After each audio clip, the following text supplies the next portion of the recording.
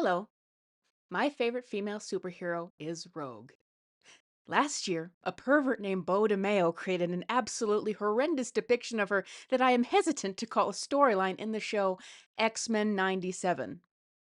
I'm here as someone who loves Rogue and has read almost 40 years of her comic book appearances to set the record straight. This is the worst portrayal of Rogue I've ever seen in any media. And if you think that I can't discuss this in a video that is probably longer than Rogue's entire screen time in the series, Oh, yes, you can! for those who don't know, Rogue has gotten some fantastic depictions in animation before this. For the 90s cartoon, she was the MVP, with storylines showing her growth over her powers, rejecting the grooming of her mother Mystique, etc. That show helped raise the character's profile and becoming even more of a fan favorite. But how would X-Men 97 choose to follow up this version of the character?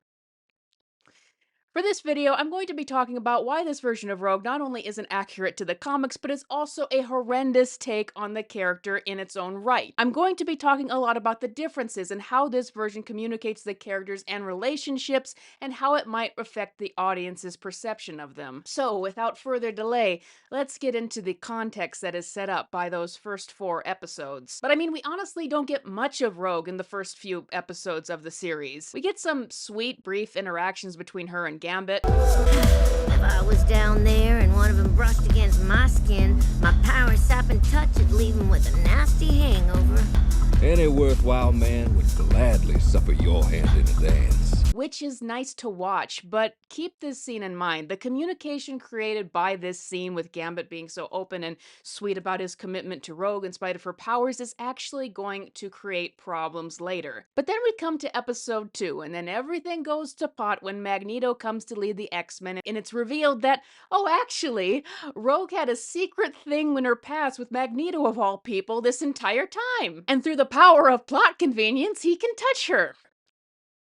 Oh, great. Now, stop. Here's the thing. Magneto and Rogue was not at all a thing in the OG show. It is a retcon here. But whenever you criticize it, the instant defense is, but it happened in the comics. Oh, I know well it happened in the comics. It's why my heart dropped into my feet when I saw this adapted into the show. So I guess a good place to start before we can go forward in the discussion is to actually look into what this relationship was in the comics. Because Rogue and Magneto actually was scarcely ever a relationship in mainstream comics. In the 80s, there was absolutely nothing between them. In the 90s, they didn't date, they didn't hook up, they didn't even talk to each other about it. What it was during the 3-issue Savage Land arc, the idea was presented that there was perhaps a spark between the two. But neither character voiced it or acted on it. The story just resulted in Magneto killing someone against Rogue's wishes, and that was the end of it. This was always a very strange idea for a pairing, given that both the personalities of these two don't really mix. There's no real chemistry there, and add to the fact that Rogue is younger than Magneto's kids, and she feels like it. I mean, it doesn't help that Magneto keeps referring to her as child. The whole thing was more fueled by Jim Lee's art than anything. But once again, it didn't come to fruition through any other way other than Rogue trying to appeal to Magneto's better side when they were on the battlefield, and him just responding by attacking her. Gambit and Rogue broke out as a very, very popular couple in the 90s, if not the most popular of that era, so they wound up getting all the focus. There was no chance of this other thing really taking off. But the idea of Magneto and Rogue having a thing for each other in the main universe was used to make an element of the Age of Apocalypse storyline. Age of Apocalypse was an event that ran for about 4 months in the mid-90s, where Charles Xavier is dead and Magneto is the leader of the free world and Rogue is his wife. And this is the storyline where the idea of Magneto can just touch Rogue comes from. But you have to understand, the purpose of Age of Apocalypse was, it was a hellscape timeline. Everything was meant to be the opposite of what it was in the main timeline. The point of Magneto and Rogue is it was kind of a sign that this was the wrong timeline. Everything was off from what it was supposed to be. But even with this, the relationship between Magneto and Rogue in Age of Apocalypse is still unintentionally creepy. I mean, in this universe, she was apparently his student that he adopted, that he later grew up to marry when she got older. It would be like if Jean Grey grew up to marry Charles Xavier. And it didn't help that some of the artwork that has come out for this timeline made it look like Magneto married a 12-year-old. But maybe it was the creepiness of that relationship which even writers who worked at Marvel at the time have acknowledged led to Joseph.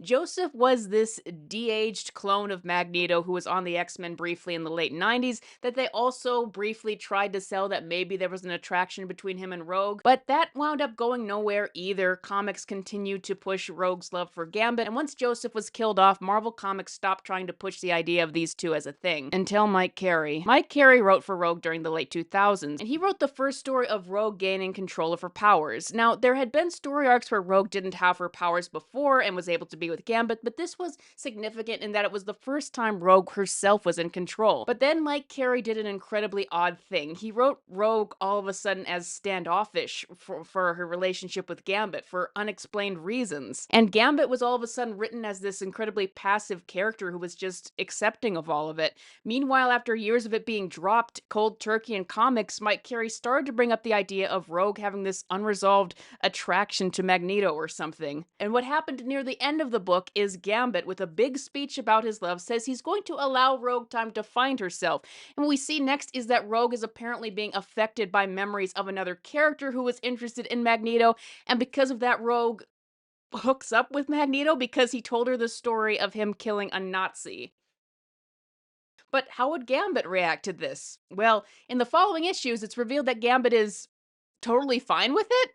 His long-term girlfriend was avoiding him for unexplained reasons, runs off to hook up with a former arch-nemesis who's done a lot of bad to them both, and Gambit doesn't even have an opinion. He just totally accepts it, which is completely out of character because he's historically been written as very jealous for Rogue. This plot point received a ton of backlash when it came out, and Mike Carey seemed to be very affected by it. When asked as to why he threw in the Rogue-Magneto relationship again instead of putting Rogue back with Gambit, now she finally had control of her powers, he just said, well, everyone expected Rogue to go with Gambit, and he wanted to do the unexpected thing.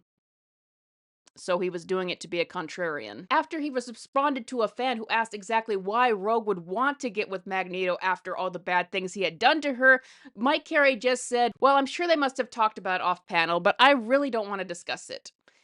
Yes. A lot of people read what was happening as Mike Carey writing Gambit off to the side just so he could have Rogue get with his preferred character, even believing that Mike Carey was self-inserting himself as Magneto so he could get with his favorite female heroine. But Mike Carey left the book shortly after and didn't really get to write Rogue and Magneto in a relationship either, and every writer after him nuked the relationship, did damage control, chalked it up to Rogue just not being herself, and in the 15 years since then, the two characters have barely interacted, and the only time it's brought up is from writers either trying to explain that or retcon it away. Though that storyline did do its damage at the time, and it would be years until Kelly Thompson came in 2018 to fix Rogue and Gambit's relationship. So there you have it. Can you understand now why I really hate this relationship as a Rogue fan? It's not really a relationship in comics, it's something that writers tried and failed to make happen. There's always been creepy elements to it, and it always results in Rogue and Magneto being mischaracterized since they don't actually work together. The 90s show made the right call by not adapting that relationship. Rogue's only interactions or acknowledgement of Magneto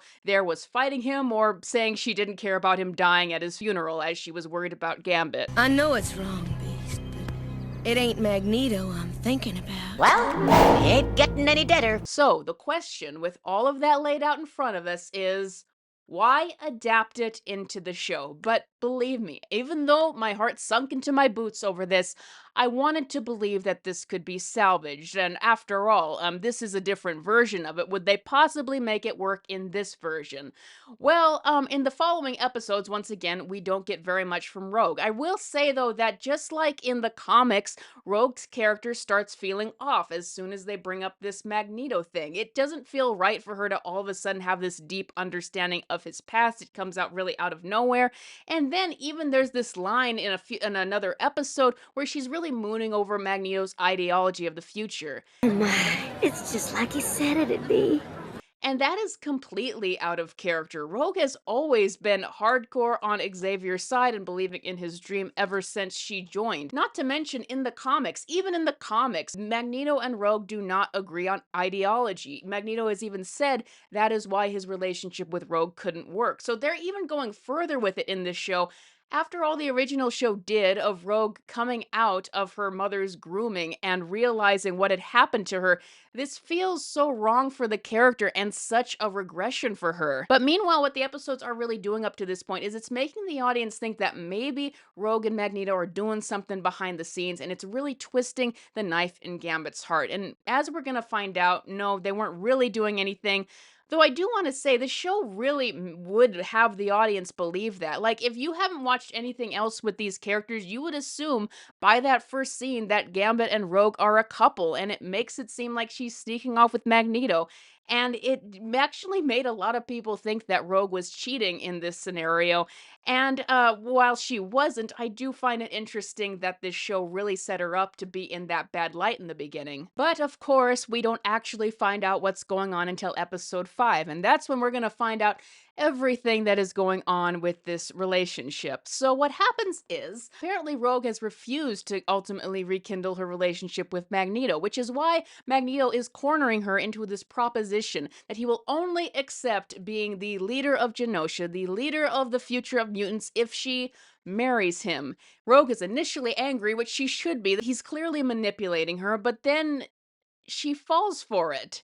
And after that, Rogue visits Gambit with tears in her eyes, apparently about to break things off with him for good and to go off with Magneto. And we get this backstory for Magneto and Rogue. Will it remedy it from the comics and make it better somehow? We hear Rogue describe the story to Gambit about when she was still with her evil mama. She took her to see an associate to help her figure out her powers. And from there we see a montage of Rogue learning from her new mentor Magneto. He reads books to her, has her sit in suggestive poses while he paints her, invites her to a secluded dinner in a bathrobe. And then we find out through an accidental touch of hands that this elderly mentor Rogue's apparently been living alone with, that her mother brought her to, is somehow the only person Rogue can touch, and it implies their relationship turned physical from there. I'm sorry.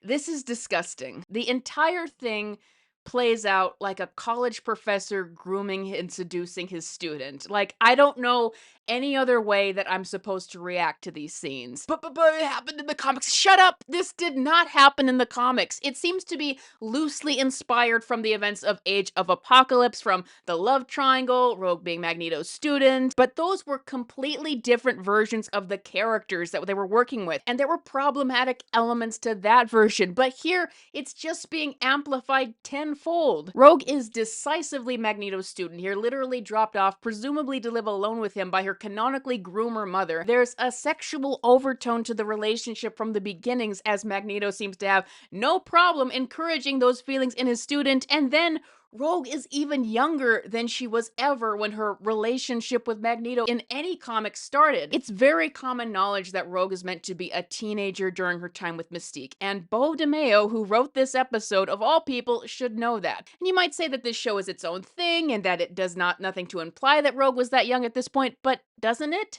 It was back after I ran away from my daddy. It says it happened after she ran away from her father, and that was when she was specifically 13 in the original show. I remember when I was 13. Liked to kill my daddy when he found out I was a mutant.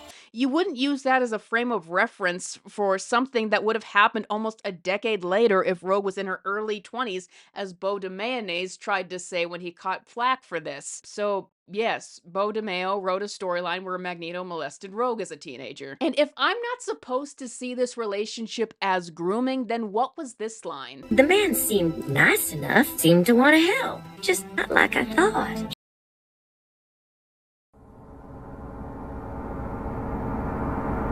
But here's the thing.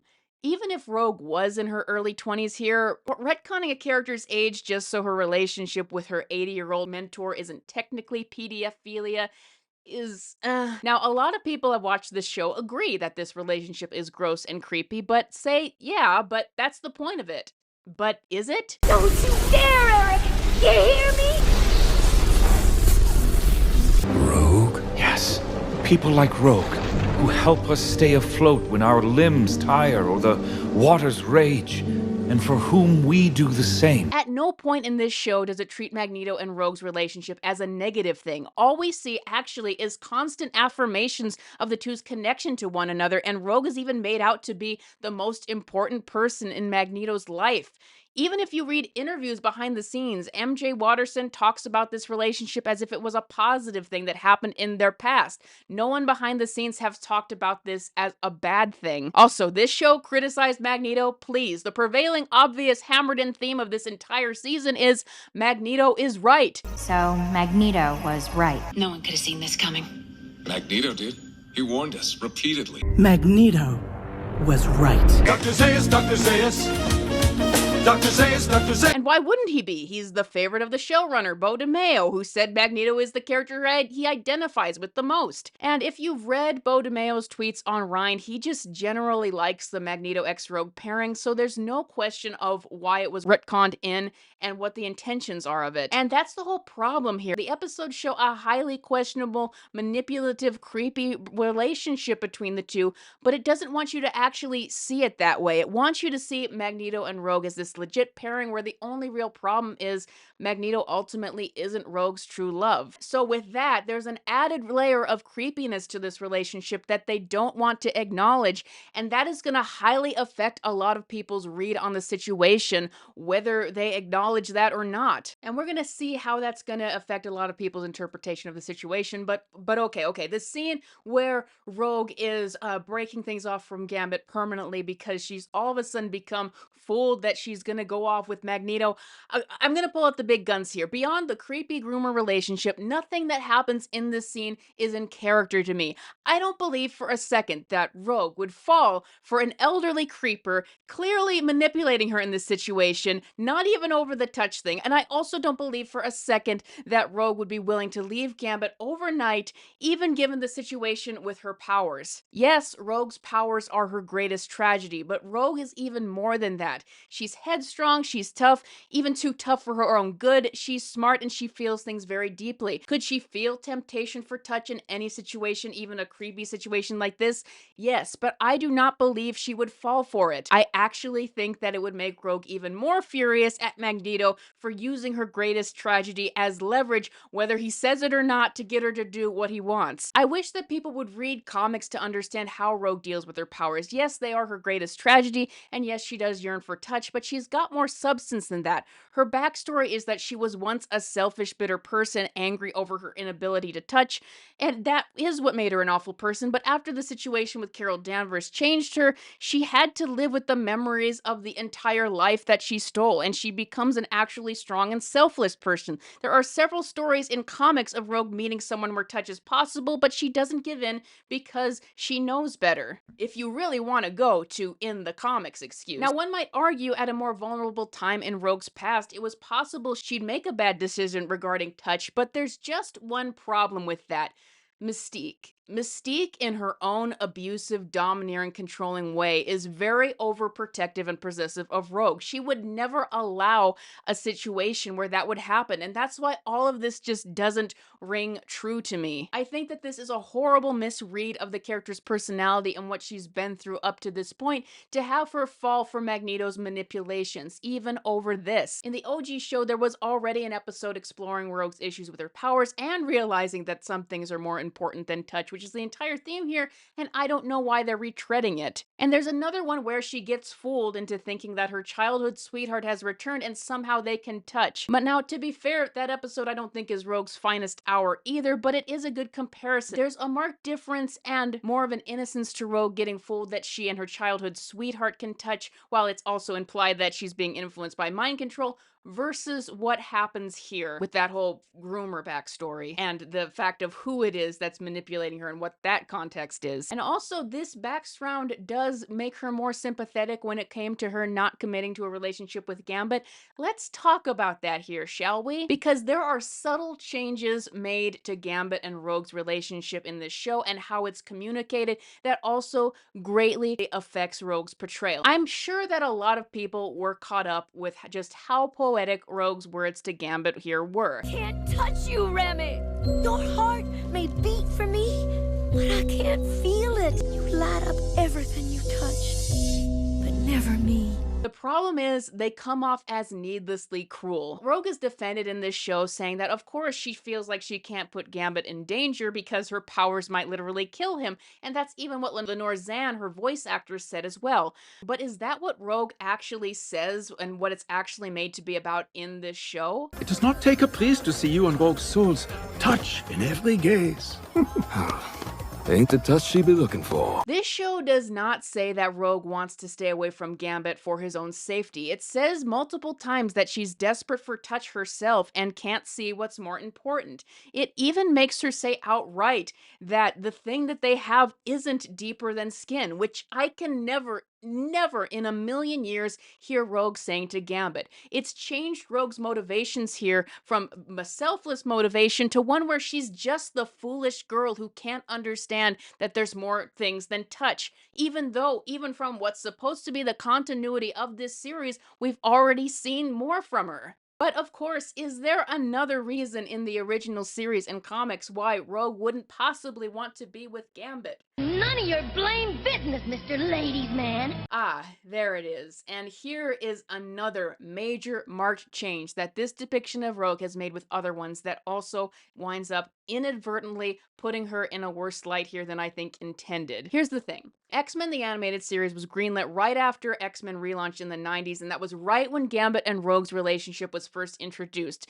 So all the X-Men Animated Series writers had to work with was those very, very early interactions. And then there was also add to the fact that there was a certain stagnation to the development and depth that X-Men the Animated Series would give characters. The early comics it was based off of portrayed Gambit as this known womanizer with major honesty issues. Rogue, despite being clearly infatuated with him, was fearful of trusting him, not just because of her powers, but because she didn't think he actually loved her. She was concerned she was just another object for him to charge up and throw away, as she put it. That the no-touching thing was just a game he'd get bored with and then leave. And that was supposed to be the context behind Rogue's squeamishness about being with Gambit. And you can see how it snuck its way into the animated show, even if they never fully explored it. It's all just that first layer of what the comics were at the time. But, importantly, in X-Men 97, those elements are removed. It's back to that very first scene that they're together. Gambit is totally open about his feelings for Rogue. All the caginess and dirty flirtation from the original series is gone, and Rogue also apparently trusts his commitment here. And all of his womanizing is just written off apparently as him playing the swamp rat. I played the swamp rat. And now it's making out like Rogue and him just have an understanding about that or something. I mean, heck, even Gambit's role in the Morlock Massacre, like that is something that happened in the comics, which was a major dark event from his past that made him want to change. That's erased here, very specifically in episode 5. He's the one who saves them here. This greatly changes the way that this relationship is communicated in the audience. Rogue is not rejecting a cad with major honesty issues that she's having a hard time believing his declarations of true love in spite of her power. She's rejecting the most wonderful man in the world, the one who's open about his feelings and the one that she can trust, not because she has any reservations about him, but because she can't understand there are more important things than touch for a creepy groomer terrorist. Also, why is it never brought up here that Rogue and Gambit did touch in the original show? My powers! They're gone! Even with Rogue's circumstances here, there was no way this wasn't gonna make Rogue look like she's kicking a puppy here with how great Gambit is portrayed in this show and making his worst fears come true. The show took a great narrative where both characters had their strengths and flaws and made it lopsided. According to Beau DeMayo, building Gambit up as such a great guy was intentional so that his upcoming death, spoiler, would hit all the harder, but I feel that these changes were at Rogue's expense, reducing her to just the foolish girl who's just still hung up on touch, can't see what she has right in front of her, and is willing to be taken in by a manipulative groomer. Which is why I feel this is not only not accurate to the version in the original cartoon or in the comics, but why it is so far not good in its own right, is it's just reduced Rogue. It's taken away her strength, it's taken away so many facets of her character and just reduced her back to the girl who is desperate and hung up on touch. By the way, Gambit stepping aside here, I know some people loved it and thought it made him look great, but to me this is not the time that you should. You should try to do everything you can to stop someone you care about from going off with a creep. This is all too reminiscent of what Mike Carey did with the character. Gambit is cuckolded. as they say in the ancient tongues. Or maybe he just figured, hey, Magneto's old, maybe he's probably gonna be dead in 5 years. Maybe some people will defend it up to this point, but if you can, I just want to say it's about to get worse. The perception of Rogue is about to get worse with what they do. After breaking Gambit's heart, Rogue comes out to see Magneto. She's wearing a luscious red dress and a bright... Sorry, that was the sound of Magneto's bones cracking.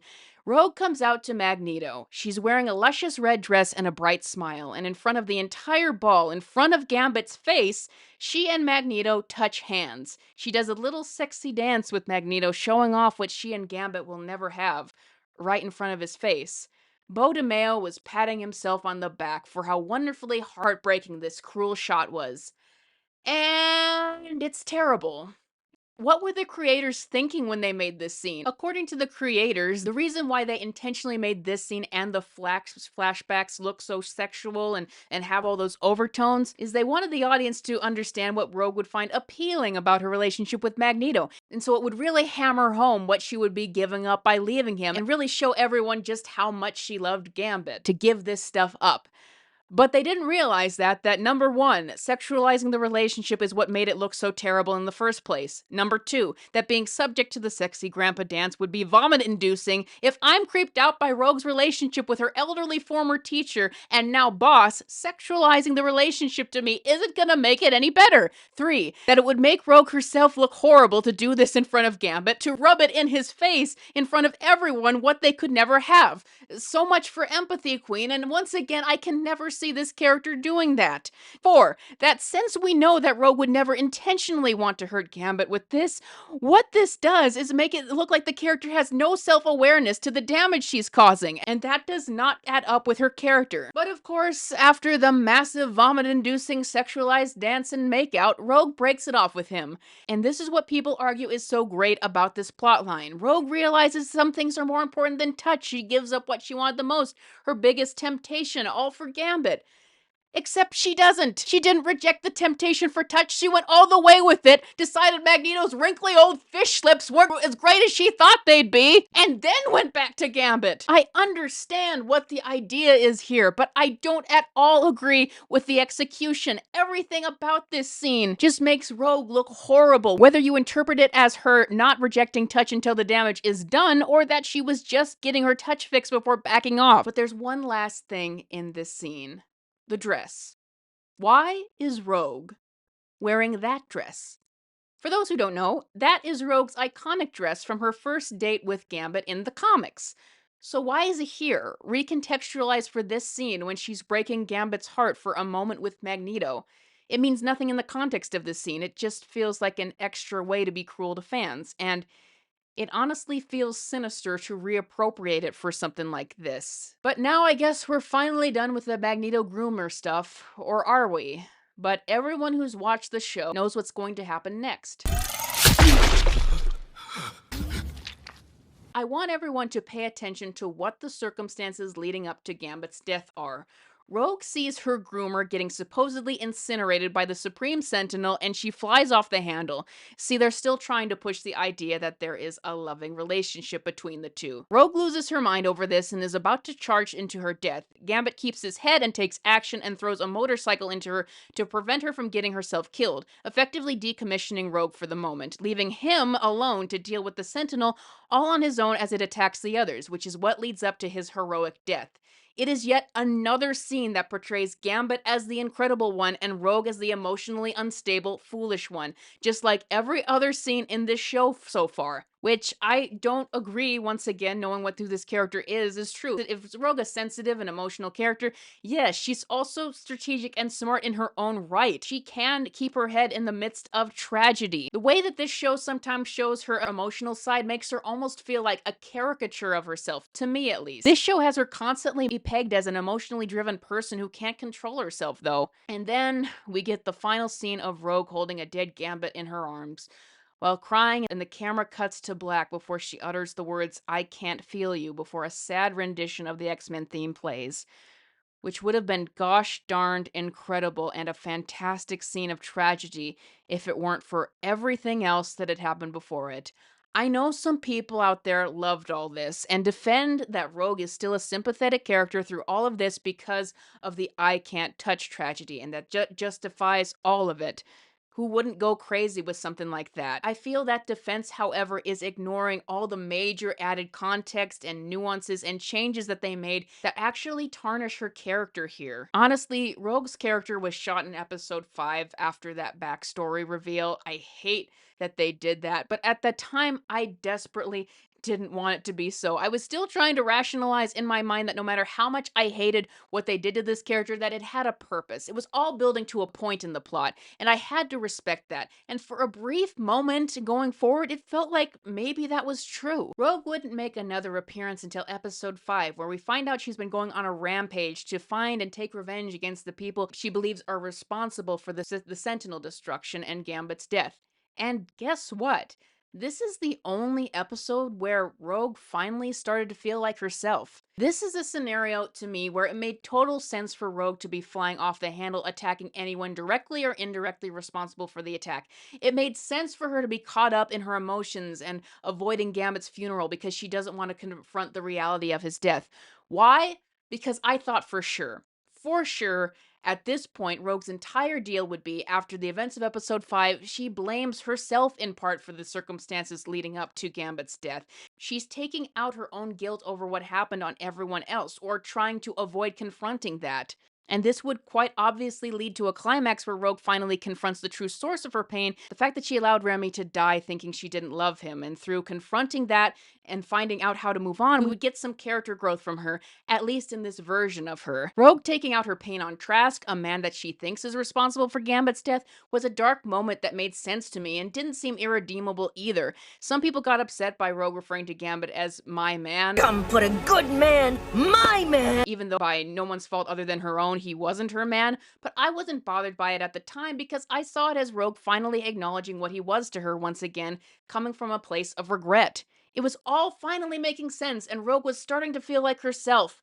And I don't think it's any coincidence whatsoever that this one episode where Rogue feels like herself is the one episode that was not written by Beau DeMayo. Now, of course, the only bad thing that could happen now is if Rogue was possibly going to reteam with Magneto after this, but that wouldn't happen. That would be too terrible. And now we're beyond all that stuff, right? It seems like we've gotten Rogue written in reasonably in character considering the situation she's in. I can't wait to get another episode where we see Rogue developed further and hopefully see a meaningful character.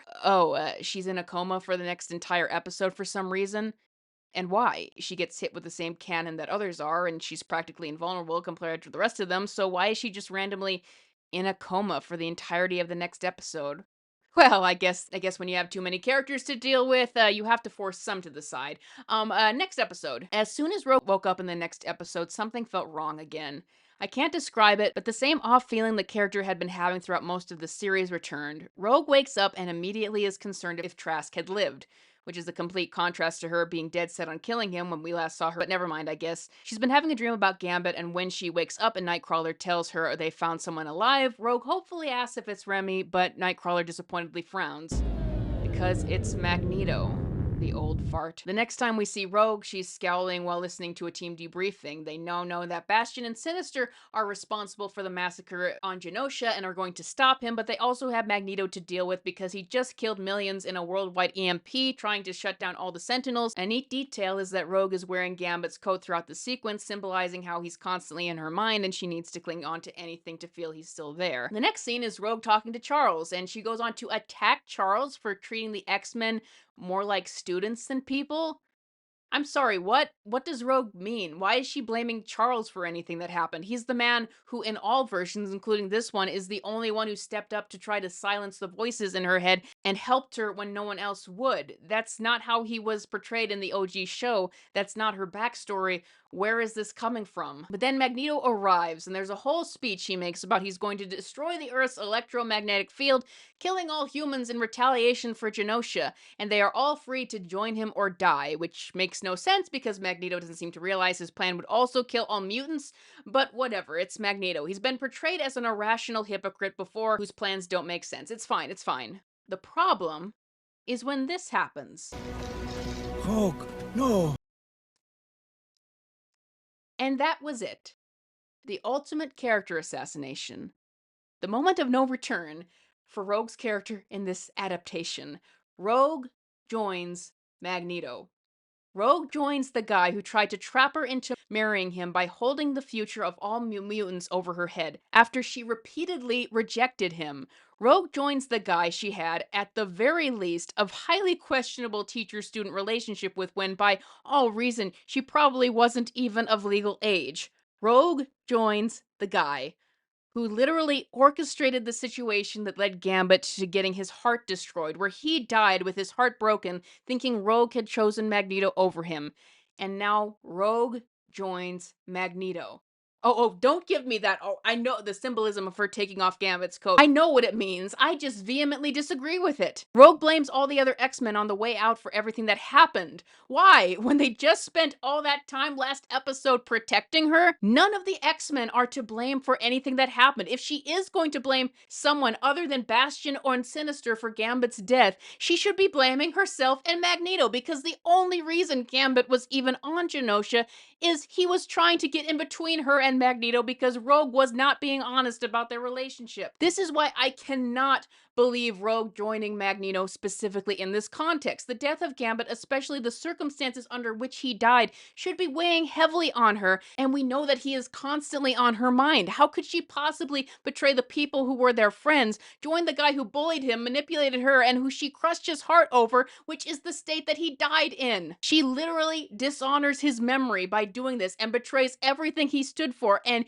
you think this doesn't assassinate her character? Oh, but Gambit's not alive to see what Rogue would be doing to be upset about it. She's grieving. We all act differently than we grieve. Really? If we're gonna play generalization games about how people act when they grieve, how about wondering how your loved one would have reacted if they could see what you're doing? You know, that usually the grieving story arcs have the "is this what they would have really wanted" moment. But as another thing, why is Rogue harping on the death of the Genosian citizens specifically? Why does she bring them up more than anyone else when she only saw them for a few hours, as opposed to Nightcrawler, who's literally lived there and would have had friends there? She's portrayed their memory too, because even as she says her reasoning is she won't let another mutant die, I will not see any more mutants die. she is literally aiding a man whose megalomaniac plan is about to wipe out all mutants who stay on Earth as well as humans, whilst avoiding bringing justice to the actual people they know are responsible for Gambit and the Genosians' deaths. I can't with you guys defending this. I could understand the people defending the first half of Rogue's story, even though I disagree, but I cannot defend this. The main defense for all of this is Rogue used to be a villain, so of course it makes sense for her to slip into the dark ways given this tragedy. I don't think people making that argument actually understand who Rogue was as a villain. When Rogue began in comics, she didn't have her "I can't touch" tragedy. She didn't have any sort of ideological belief. She was just a big jerk who wanted to beat up other superheroes and prove she was better, and she loved walnuts. When Rogue joined the X-Men, however, she was reimagined into a scared, misguided teenager who was just led astray by Mystique, who had become bitter because of her powers and taken it out on everyone else. But the situation with Carol Danvers changed her completely. She had to live and suffer with someone else's stolen mind in her head for years. She got to live with full memories of the person's life that she stole and truly understand the gravity of her actions and the people she had harmed. After that, Rogue believed and fought for Xavier's dream harder than anyone else. She became such a hopeful character that when Gambit did die in the comics, she literally used magic to travel to the between life and bring him back because she would never lose hope. She became a leader of the X-Men. She became an Avenger. She's commended by Captain America specifically, even though she beat him up on their first meeting, as someone who evolved into one of the most stalwart, trustworthy heroes he fights alongside. Rogue is so passionate about being a hero, she even lets her honeymoon be interrupted if it means someone needs help. She never lets herself rest, not because she feels she has to atone for anything, but because that's who she truly is at heart.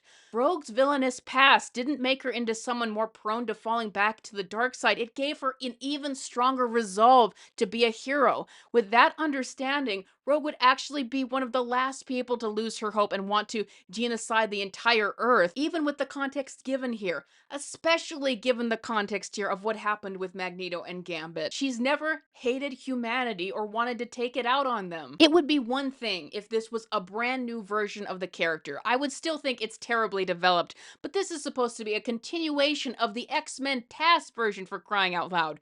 What happened to the girl who was able to absorb the evil out of Archangel and carry it fight when he couldn't.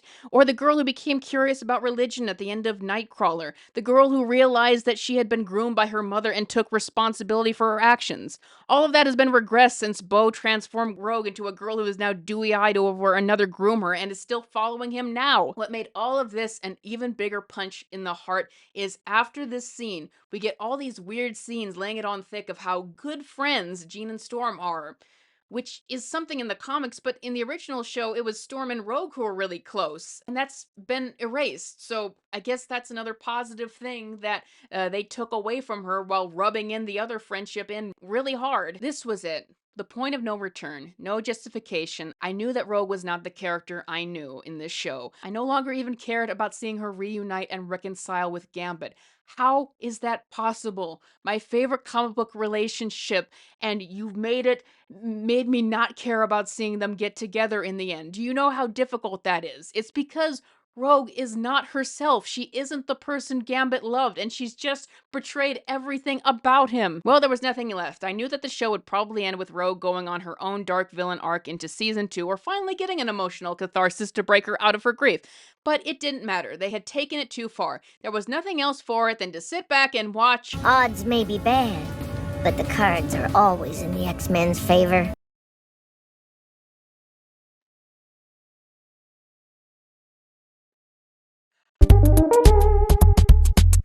I had no words. No words when this happened. The wind had been taken out of me. I was stunned at how, at every turn, this show would surprise me and make the absolute worst decision possible with this character. After abandoning everything about Rogue's character, making her betray her friend, spit on Gambit's grave, join her groomer, and try to aid in the destruction of the Earth, they just forget about it in the next episode? No resolution, no emotional catharsis of Rogue going, what the heck am I doing? No discussion or reconciliation with the team. Everyone just magically forgot that she betrayed the team, including Rogue. Even though I, in totality, disagree, at least at this point, Rogue turning bad would have been a direction. I would have disagreed with it, but it would have been a direction. But at this point, it proved it was all for nothing. Bulldozing Rogue's character was for nothing, and they tossed it all aside when it was convenient. His name was Gambit.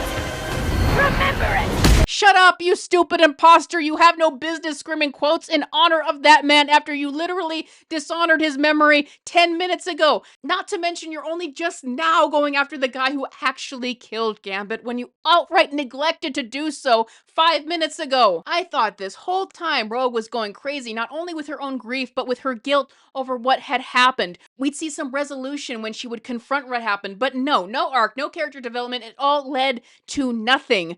But the fact that Rogue still doesn't look in a mirror and recognize how her actions might have hurt others has the same effect as the groomer dance sequence does, where it just makes Rogue look like she lacks all self-awareness. She's totally oblivious. She'll make a destructive decision out of emotion, harming the people who actually care about her, and go back on it after the damage is done and the story never reflects on it. But hey, we got a butt shot. That's what really matters, doesn't it? Stand down, team.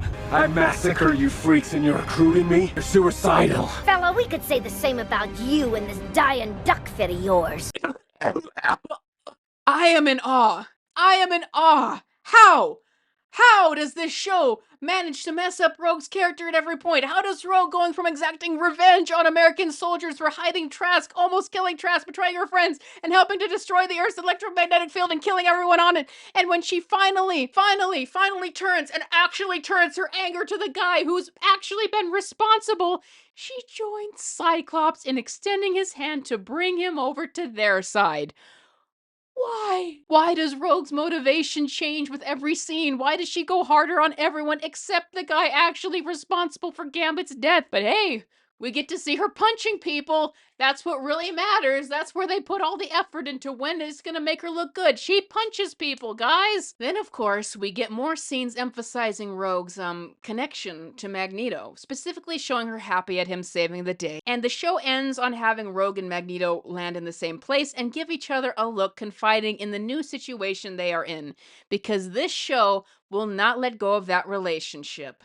Because Beau DeMayo enjoys it. I wouldn't be a bit surprised with the way this show is written if Beau DeMayo didn't originally intend for the next season to have Rogue get back with Magneto, given Gambit's death, and have that be what sets Death Gambit off at seeing them together. Because that's been the pattern with this show. If it'll make Rogue look horrible and get her more time with Magneto, Beau will do it. Oh, by the way, Beau DeMayo confirmed at least on Twitter that his original idea for the show would have gotten more Magneto and Rogue, with season 3 being dedicated to the Age of Apocalypse storyline again, and that she wouldn't get back with Gambit at all the way until potential season 4, where Gambit would have to ask Mystique's permission in order to marry Rogue. Get this guy away from these characters, please. And hey guys, I don't mean to indulge in conspiracy theories, and maybe it's just my emotions, but do you ever wonder if the reason Gambit was chosen as the designated kill-off was so Beau could have more time with his preferred pairing? I'm just saying. It would not be the first time that Cajun got the shaft because someone wanted more Rogue X Magneto. So, what are we left with of Rogue here in X-Men 97? What was that betrayal exactly? That Rogue discovers there's more than touch and grows from that? Does she? The one consistent thing about her in this show is she's portrayed as someone who'll make the absolute worst decision in the moment out of emotion, damaging the people who actually care about her, only to snap back after the damage has been done and not even face what happened. There was no actual direction for Rogue in this show, no arc. They make her backslide for a comic reference and then promptly forget about it when it's convenient. The fallout between her and Gambit is never even addressed. All the good build-up the character had over the original show was torn down for nothing. Okay, here's what I think happened with Rogue in this show. Beau DeMayo doesn't love Rogue, clearly, but he does love Magneto, and he loves Age of Apocalypse. He's made that clear. So I think he wrote Rogue as what he likes her as, which is as the wife and confidant of his favorite character in his favorite storyline, Age of Apocalypse. It would explain why everything in the first half is so inspired by Age of Apocalypse and why Rogue is kind of treated as Magneto's sidekick in the show. That's the charitable interpretation. But it doesn't explain why, personality-wise, Rogue still isn't anything like she is in the AOA universe, or anything else I've ever read with her. It's like the show constantly wants to portray her in a bad light, with first in the beginning making you think that she's cheating on Gambit, and then the big upset in episode 5, and then the rampage, and then the betrayal, and then never even reflecting on that, and getting rid of her friendship that was in the original show. So my uncharitable interpretation is Beau DeMayo just hates Rogue.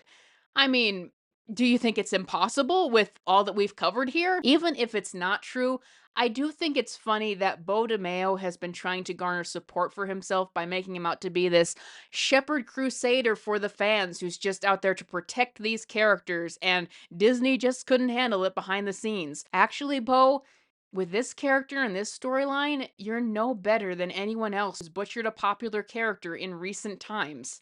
I had really hoped that this show would be different, and for those who don't know, I still stand by my final assessment of the show. There are good things that it does, though. The Cyclopses and Madeline Pryor storyline, that was a bad thing in the comics that they changed the context of in the show and made it work. The animation in this show is pretty good. I do appreciate that it keeps to the tone of the comics, and there are things to appreciate and even things to even take for the future. But if you're wondering why I can't be on board with this show as much as other people, well, did your favorite character get molested by an old dude? Seriously, though, this show is also very flawed as well, but the thing that just killed it for me was this storyline. People are now mulling over X-Men 97 Season 2, and that with Beau gone and his scripts destroyed, that the show is shot and this show is going to be destroyed. But guys, it already was to me. The whole reason why I got back into X-Men so hard last year, and I still am very much into them, is because it was like one final frontier where I could enjoy the characters. They weren't going to be tainted by another